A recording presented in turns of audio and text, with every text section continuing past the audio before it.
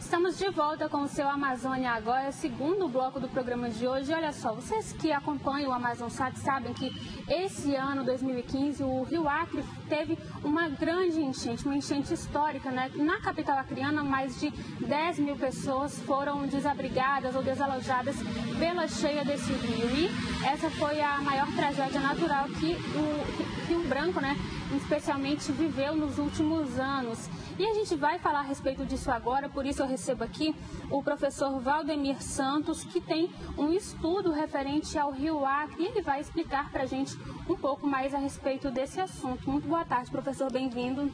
Boa tarde, é um prazer estar aqui com vocês. Professor, explica para a gente então um pouco acerca desse estudo que o senhor fez. A que se refere esse estudo?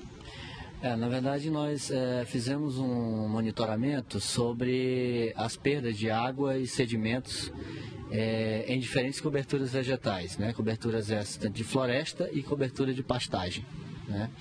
E faz parte da nossa tese de doutorado, defendida em 2013 junto à Federal de Minas Gerais, e que trouxe resultados surpreendentes para a gente naquele momento, né? E que hoje a gente está ainda em processo de publicação desses resultados, que pode comprovar um pouco a dinâmica pelo qual o rio está passando atualmente. Professor, e qual é a leitura que vocês fazem, né, pelos últimos comportamentos do Rio Acre? A tendência é realmente de assoreamento? Quais são as previsões que vocês podem fazer com base nesse estudo? Olha, o assoreamento ele é um fenômeno natural, né? É um fenômeno natural que pode ser acelerado pela atividade humana. Então, o estudo ele traz para a gente uma visão bem real do que está acontecendo atualmente, né? Nós tivemos um resultado bem interessante, que foi a maior perda de água nas áreas de pastagem, né? E a maior perda de sedimentos nas áreas de floresta.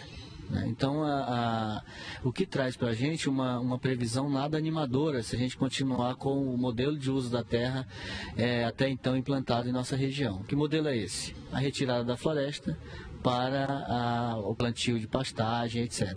Não é que queiramos, de certa forma, demonizar a pastagem. Sabe que a maior parte da economia acreana, né, funciona dentro tem a pastagem, a criação de bovinos como sendo o carro-chefe. Mas a gente tem que encontrar mecanismos para evitar que as pastagens se degradam mais rapidamente, que faça com que a compactação do solo não seja um fator tão intenso como atualmente é, e com isso também evitar com que essa água que cai da chuva, ela chegue aos mananciais, aos afluentes de uma forma mais rápida, e com isso gerar as grandes enchentes que nós estamos observando. Bom, o senhor falou que o assoreamento é um fenômeno natural, mas o que é possível fazer para minimizar um pouco esses transtornos com as cheias dos rios? Olha, o que é preciso fazer? Nas cidades, nas áreas urbanizadas, é muito complicado se falar em reflorestamento, porque você tem problemas com uma ocupação que ela já existe muito antes do Código Florestal. Desde o primeiro Código Florestal, que é de 1965, se nós formos observar as nossas cidades, as que estão às margens do rio, as pessoas ocuparam essas margens muito antes disso. Então, você cria um problema social a partir do momento que você quer retirar as pessoas com base na lei, né? Agora, com o novo Código Florestal, o problema ainda persiste. A gente não tem como fazer muita coisa a menos que sejam casos muito onerosos, né? Gera muito uma necessidade de recurso muito alto para que você possa minimizar esses impactos a partir da retirada da população, né? Mas na área rural, nós podemos sim partir para o reflorestamento daquelas áreas que já estão desmatadas às margens do rio, né? E a vegetação ela vai cumprir um papel de proteger em parte, né? Nós podemos dizer em parte o escoamento desse sedimento para chegar diretamente ao leito do rio. Então, o reflorestamento eu diria que é uma das etapas essenciais, mas não a tão preponderante assim, né? Se nós reflorestarmos a área de preservação permanente do rio, mas não ter um cuidado com o tipo de atividade que é desenvolvida além dessa área de preservação permanente, mesmo assim nós teremos problemas com assoreamento.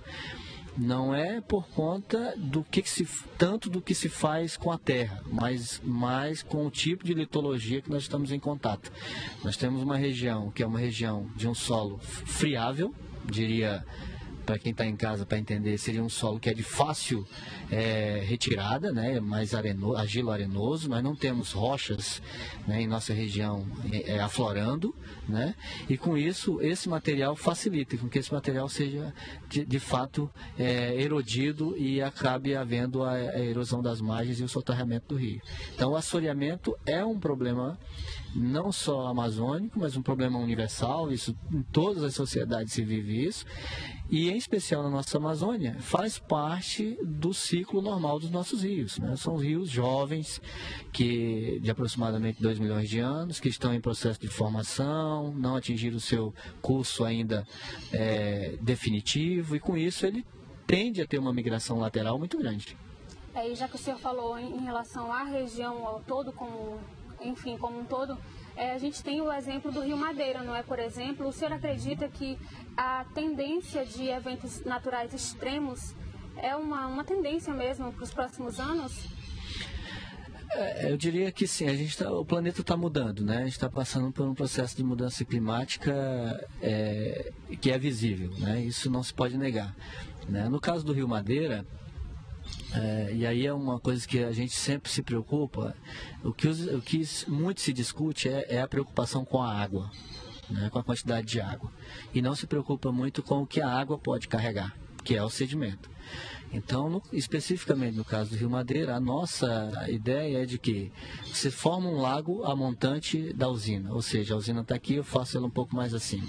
É o 5º rio em transporte de sedimento do mundo, o Rio Madeira. Então, ele transporta muito material, né? Areia, a silt, a argila, basicamente, são os mais, que é a carga mais incisiva desse rio.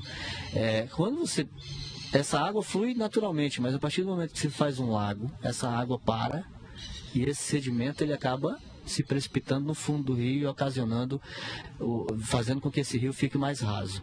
Então, assim, se a quantidade de água que choveu não foi excessivamente maior do que o que sempre ocorria, né, outra variável pode estar envolvida no processo, e essa variável é a que nós defendemos, que seja o rio está ficando mais raso em função dessa quantidade de sedimentos que se acumula no leito, com isso ocasionando o assoreamento. A água que chega é a mesma quantidade que chegava antes, como está mais raso, a tendência é que ele se espraie para onde o rio não passava antes, no caso estradas, áreas urbanizadas, etc. A mesma coisa pode estar acontecendo com o Rio Acre, né?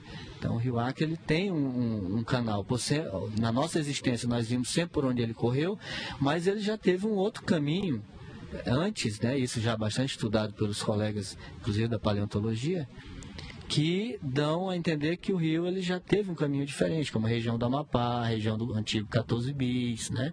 São regiões onde o rio já passou antes e hoje ele não passa mais. Então é natural que o rio esteja querendo voltar para onde ele ocupava antes, porque isso é uma dinâmica natural dos rios amazônicos, né? De migrar lateralmente em função do tipo de material que existe e da grande quantidade de chuva. Professora, a Amazônia está cada vez mais em evidência, não é? Não só no próprio Brasil, mas também no mundo inteiro.